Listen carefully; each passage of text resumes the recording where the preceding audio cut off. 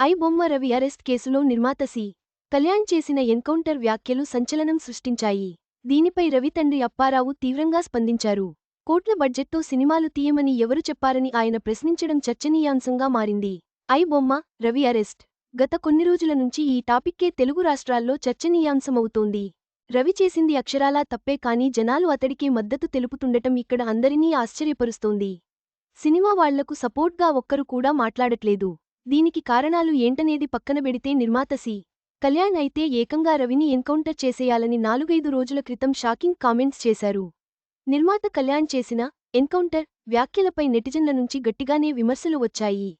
ఇప్పుడు ఐ బొమ్మ రవి తండ్రి అప్పారావు కూడా కళ్యాణ్ చేసి కామెంట్స్ని తప్పుబట్టారు. సి. కళ్యాణ్ని గాని ఆయన కొడుకుని గాని ఎన్కౌంటర్ చేస్తే ఆ బాధ ఏంటో తెలుస్తుంది. సినిమాలో విషయానికి ఉంటే జనం ఖచ్చితంగా చూస్తారు. నేను 45 పైసలతో సినిమా చూసా. ఇప్పుడు దారుణంగా రేట్లు పెరిగాయి.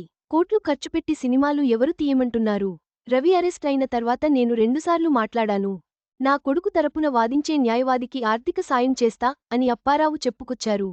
ఎన్కౌంటర్ చేయాలని చెప్పే హక్కు సినిమా వాళ్లకు ఎవరు ఇచ్చారు? పోలీసులు విచారణ చేస్తున్నారు. సినిమా వాళ్లు ఎందుకు జడ్జిమెంట్లు ఇస్తున్నారు అని కూడా అప్పారావు. నిర్మాత సి. కళ్యాణ్పై రెచ్చిపోయారు. ఇదే అప్పారావు కొడుకు అరెస్ట్ అయిన వెంటనే మాట్లాడుతూ కొడుకు చేస్తున్న వాటి గురించి తనకు ఏమాత్రం తెలియదని, అలానే పట్టుకోలేరని పోలీసులకు సవాలు చేయడం అస్సలు కరెక్ట్ కాదని తన అభిప్రాయం చెప్పారు. ఏదేమైనా రవితో పాటు తండ్రి అప్పారావు కూడా ప్రస్తుతం వార్తల్లో నిలుస్తున్నారు. ఐ బొమ్మ రవి వ్యవహారంలో సి. కళ్యాణ్ వ్యాఖ్యలకు రవి తండ్రి అప్పారావు ఇచ్చిన కౌంటర్తో వివాదం మరింత ముదిరింది. కొడుకు తరపున వాదించడమే కాకుండా సినిమా బడ్జెట్లపై ఆయన చేసిన వ్యాఖ్యలు ఆసక్తిని రేపుతున్నాయి. ఈ వీడియో మీకు నచ్చినట్లయితే లైక్ చేయండి.